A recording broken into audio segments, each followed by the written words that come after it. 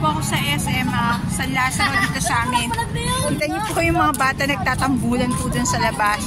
Kasi para may piyesta dito sa amin kasi San Lazaro nga bali ang patron kasi dito ng San Lazaro Hippodrome pa itong SM is Santiago de Galicia. So after ng bagyo kasi nasako yun na Santiago de Galicia, piyesta ng Santiago de Galicia.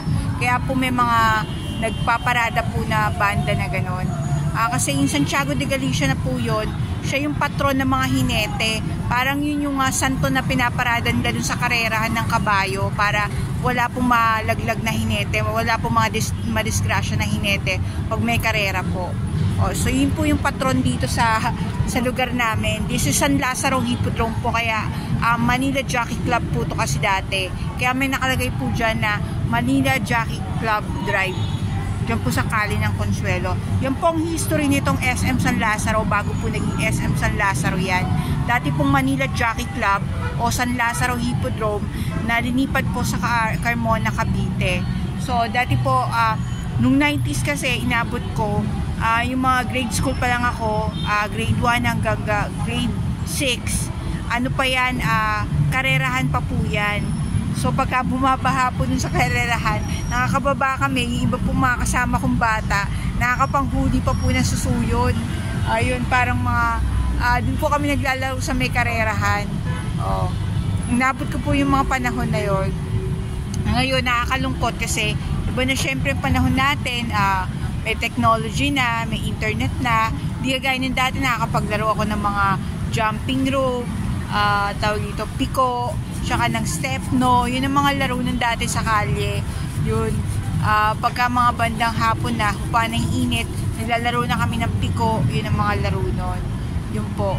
Tsaka yung, ano ba to, Monkey Monkey Annabelle, Langit at Lupa, yung mga laro na yan, inabot ko yan ng 90s Tsaka yung, Dr. Wakwak, yung mga ganyan. Alam mo na kasi yung mga bata ng 90s, inabot namin yung, Hiraya Manawari, ayan, Bayani, yun po yung mga magagandang palabas dati. Kaya nakakamiss po yung 90s, saka yung 90s po kasi gusto yung mga kanta ng Eraserheads, yung mga kanta ni Francis Magalona, yung mga kababayan ko, yung mga Man from Manila, ayan, hanggang 20s na po yan. Nauso na po yung mga cellphone na Nokia, yung mga 3210, tapos yung parang, yung cellphone pa nun dati, yung parang may antena po, 5110 yata yun yun yung unang cellphone ko, 5110, third year high school, yun pa lang po yung mga hawak naming cellphone. Ayan, so ngayon wala na yung parang mga, ano ka na, saan ka bang destination galing mo, baka radyo na yan, hindi yan cellphone, kasi diba dati yung cellphone dati ng Nokia may antena, o yun po yung mga dating unit ng cellphone. Tsaka wala pa po mga internet, black and white pa lang yung Nokia ng dati, pero maganda rin. Pero syempre yun kasi hindi kita yung mukha, kasi mga text lang yun kasi chat na, messenger, Facebook, ayan. Ayun, nakakamiss kasi yung mga panahon na yun. Niisip ko ano na kaya pag 2030, pag 2040, meron pa rin kaya Facebook, hanggang kailan kaya tatagal sa atin si Meta, hanggang kailan niya kaya tayo matotolerate, no? Yung mga ibang mga post pag hindi niya gusto, pag mga against sa standard, community standard, di ba? Nilalagyan tayo ng violation, ng restriction, di ba? So parang wala din tayong freedom of expression, di ba? Kasi kaya nga natin ginagawa yun para ma-propagate natin yung totoo, ma-express natin yung gusto natin. Kaso, nani-restrict po tayo. Kahit din sa YouTube, ganun din po. Tinatanggal po nila yung content para hindi ka po ma-search. Kaya ako hindi ko na pinagaganda yung YouTube ko. Hindi baling iinan lang ang manood doon basta may nadampot sila na gusto ko sabihin. Sila na balang dumiskubre kung papanoorin nila yung mga previews para maintindihan nila kung bakit may ganun channel. Pero hindi ko na pinagaganda yung kasi alam ko pag sumobra ng yung alam na nila kung anong pinapahiwatig mo, wala rin, tatanggalin din nila yung content mo. So hindi ko hahayaang umabot pa doon, kaya nilalaro-laro ka lang muna yung YouTube ko. Kahit abutin niya ng taon, kahit 20 lang ang subscriber ko, it's okay. Hindi ko naman po minamadaling kumita, hindi ko po purpose na kumita sa YouTube. Ang gusto ko lang, may makaalam, may makadiskubre na, may mga Pilipino palang gano'n ang ginagawa.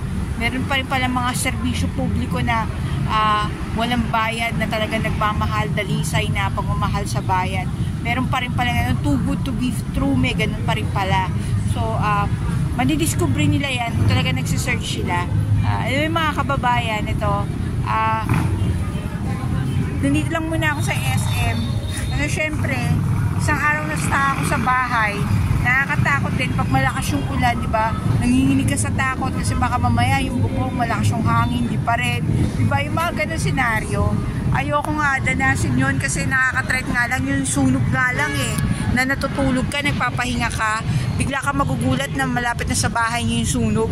Di ba nakakataranta yun? It's traumatic, di ba? So, ayun, isang araw ako sa bahay doon.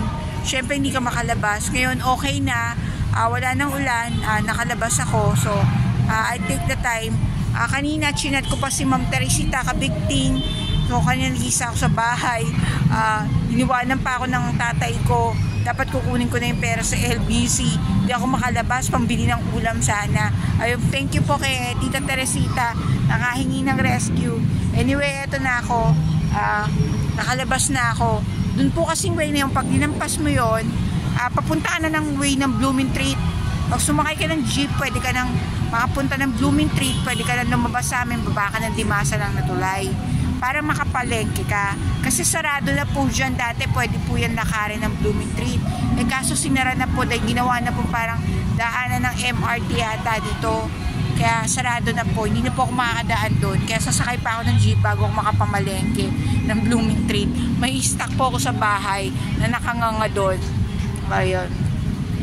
Anyway, maganda dito sa place namin kasi commercialized na nga. Kasi pa doon sa mga bandang dulo, mga bahay na yon. Sa likod po niyan, SM na yan, nandiyan po yung Avida, nandiyan po yung Winport, tsaka yung Celadon. Yun. So, bali ang nakaka-threat dito pagka lumindol kasi puro building po yung mga katabi namin. Anyway, yung sunog nun, salamat din po yung sa Celadon, pinapasok nila kaya yung mga bumbero, naapula po nila yung apoy. Ayan. Parang simoy December na, lamig ngayon Ayan. Ayan. Meron pa rin po mga tao kasi pa lang naman po, 7 o'clock pa lang naman po, 8 naman po yung sara ng SM. Sige po, nag-istorya lang kasi syempre, ilang days din hindi nakapag my story, hindi rin po ako nakatawag. Tiyan. Nahina po kasi signal ng time na yun So, sana Sunday and Saturday hindi na po umulan.